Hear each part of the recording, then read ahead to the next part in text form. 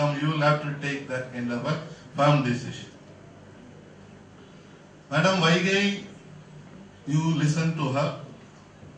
She is a living example of sacrifice. She doesn't take fees for many people. When the poor, downtrodden people go to her to file a case, even now the current issue of Ananda Vigadan carries a case which she is dealing with on UTC. And one of the two wonderful cases I would like to share with you is that one is the case of Vachati.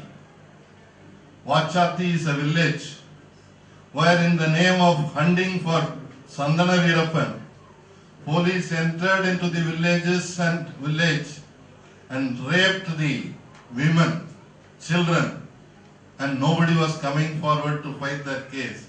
Madam handled that case and she is, even in this appeal, she is handling that case. Never in history, so many of the contract officers have been made permanent in a banking service. It is because of Madam Vaigai who pleaded the case of our RMROs and CREPB, CREMEs. 6,000 officers in State Bank of India got absorbed as permanent officers. Kalpana is a fighter. She has been a student leader where she has been fighting. And you are talking about the attack on Pudhiya Thalamurai for talking about Thali. She doesn't wear a Thali. You can look at her. Her husband Balaji did not tie a Thali around her neck. They just exchanged their garlands. So Thali is not the final thing for women. She is showing it by example, by living a life where she continuously writes, and she has worked among the self-help groups of this Tamil Nadu. Her PhD thesis is on self-help groups, and she has worked with self-help groups without any money, any help. Voluntarily, she had been working with the self-help group for almost 2 years, spending her own money, not just to study them, but to help them, to empower them. And many of her work has been published in many articles all over the world. Now, a few things I would like to share with you very quickly. I will not take much of your time.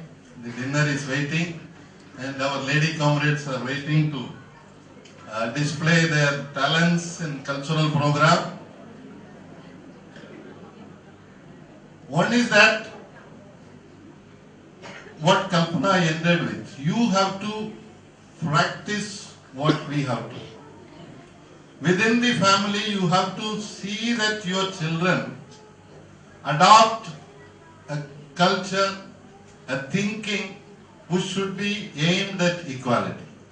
I'll just share with you one example. When I was in Kanyakumari, you know, a lot of people write about self-help groups, and Malar, my association with a self-help group, with a self-help group federation called Malar. I am proud about it. Once one Madam KP Soma came from Delhi to do a study of empowerment of women in self-help groups. So I accompanied her to Kanyakumari, where there is a small village, coastal village. The women were gathered and they started with a revolutionary song, and after that there was an interaction. So Soma asked one of the ladies sitting there, she was putting a sling around her hand and she was sitting. So she asked, "Enna maachi, ungalku enna problem? Kaila kettu potirukringla?" And amma sonnundu, "En veetukarar adichitaru, kai odanju pochi, oru maasama aaspathriyila irundhen, ipo konjam paravalla, adanaala vara aarambichiten." Then Soma asked the other women, "What did you do?" They said that we did not do anything. Because it is their family problem. How can we interfere in somebody else's family problem? Then Soma told them, when I was a child, once my father got angry with my mother and he was about to beat her. And mother just raised her hand like this and said that it will not take much time for me to raise my hand. And he stopped with that, and after that he never touched her. And she added to say that when a young son is growing in your family, when he sees that the father is beating the mother, he develops that feeling that when I grow up, I have my right to beat my wife. And if it is a girl child, she starts thinking that it is my fate as a girl, as I grow as a woman, when I get married, if my husband is going to beat me, I have to bear with that. So put an end to that. So that has to start from family, from home. And I have written in this book, in the foreword, the atrocities happening, they highlighted very much. The incident of the so-called India's daughter, Jyoti, where advocates are talking that one advocate is giving an interview saying that if my daughter happens to go out like this, I will take her to a farmhouse and in front of everybody I will burn her. A Supreme Court advocate is giving an interview. And we want to ban that movie thinking that it will put an end to all this. And we are talking about our culture. Because of the Indian culture, the child should not go out. You have to tell her how to dress. If a man can put an off-band and go around, why a lady should not or girl should not? In this booklet, I have covered some articles. I have just cut and pasted articles from some magazines where a lady is saying, okay, occasionally if I smoke, what is wrong? I am not saying that everybody should do that. But if a man can have some right, that same right should be available to women also. And here, today, I have given the statistics there. As per the 2011 census, for 1,000 males in India, there are only 927 females. Scientifically, naturally, because of the chromosome combination, there should be more number of female birth, not a male birth. Then why it is happening?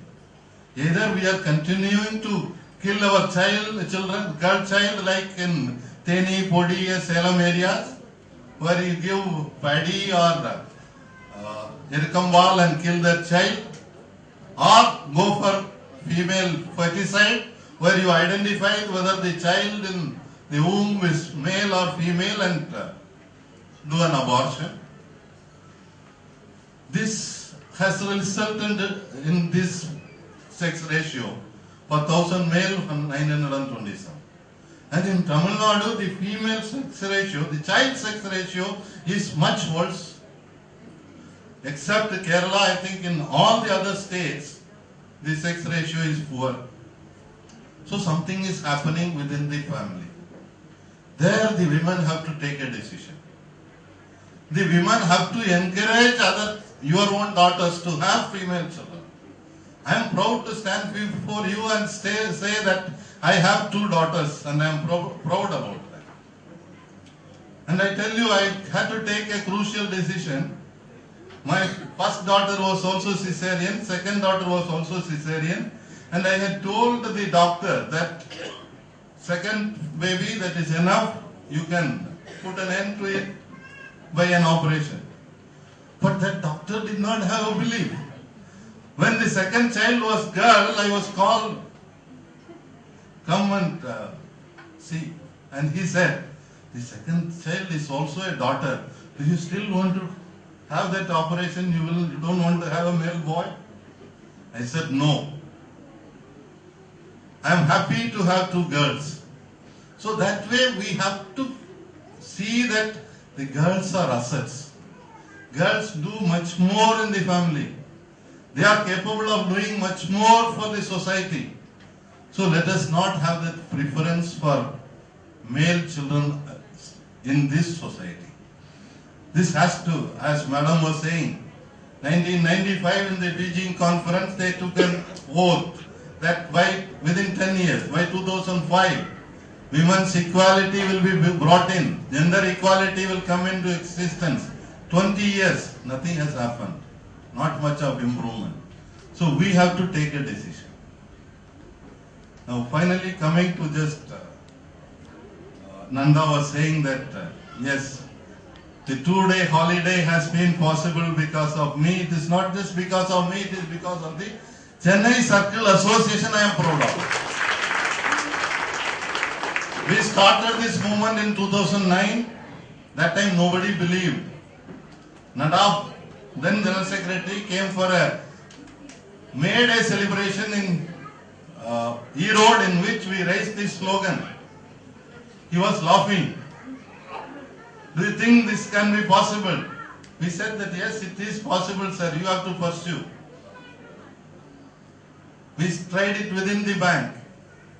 Then we went to the Charter of Demand, which was, I was part of the drafting of the Charter of Demand. And I tell you, in one of the meetings, which was a Central Bank of India Officers Conference, our own present General Secretary of All India Bank Officers Confederation, he spoke after